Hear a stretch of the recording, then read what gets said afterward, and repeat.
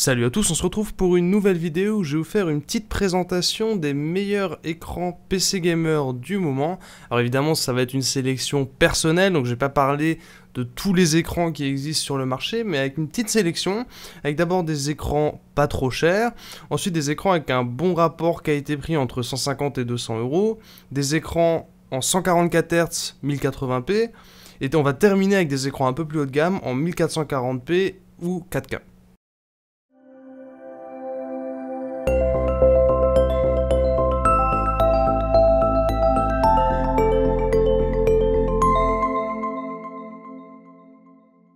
Alors on commence cette petite sélection avec un petit écran Acer, le SA230 BID, qui à 130 € est vraiment très sympa. On a une dalle IPS qui va offrir des bons contrastes, du 23 pouces, 4 ms de temps de réponse tout à fait raisonnable, et surtout les bords fins qui font que cet écran a l'air vraiment très moderne.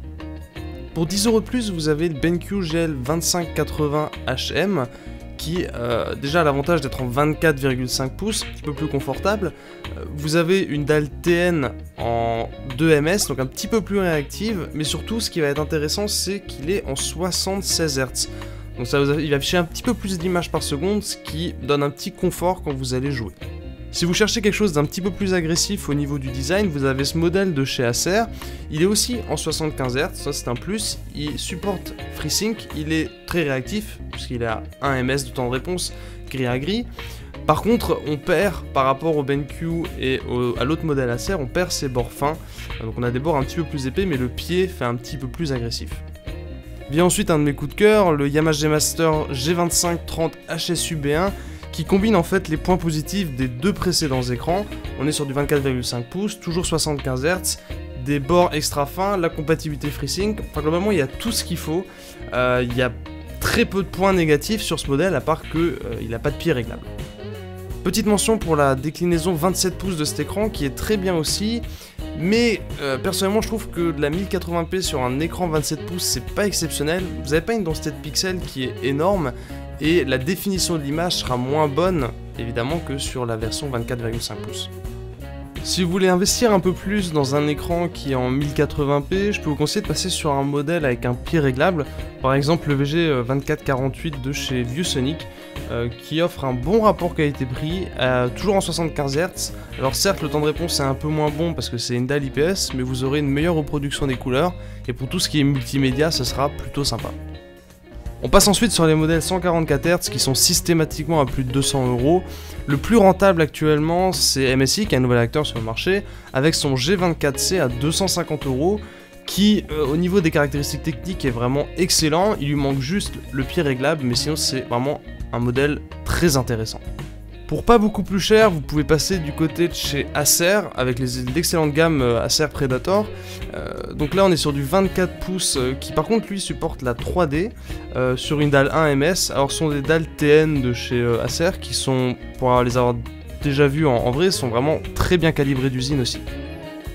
Du côté de chez Yamaha, en 24 pouces 144 Hz, c'est pas le plus rentable en ce moment, parce que ce modèle là, le G2488 HSU, a beau être excellent, il est quand même vendu 290 €, ce qui est assez cher comparé aux deux autres modèles que je vous ai présentés. On passe maintenant aux écrans 1440p 4K. Alors là vous allez forcément devoir sacrifier le 144 Hz dans un premier temps, parce que sinon ça revient assez cher. Il y a par exemple ce modèle de chez Yamaha en 27 pouces, là le 27 pouces pour la 1440p c'est bien, qui est en 75 Hz, 1 ms, qui va être parfait pour du gaming. En plus de ça vous avez le pied réglable, avec un prix qui est hyper intéressant.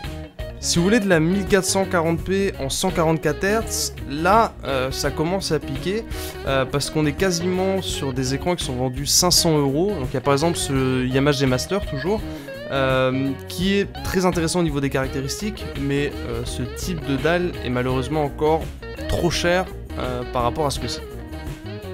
Au niveau des modèles en 4K, on a une baisse de prix assez importante quand même, parce que du côté de chez Acer, pour seulement 300 €, vous avez un écran 28 pouces 4K, ce qui est vraiment pas cher du tout. En plus c'est du 1 ms.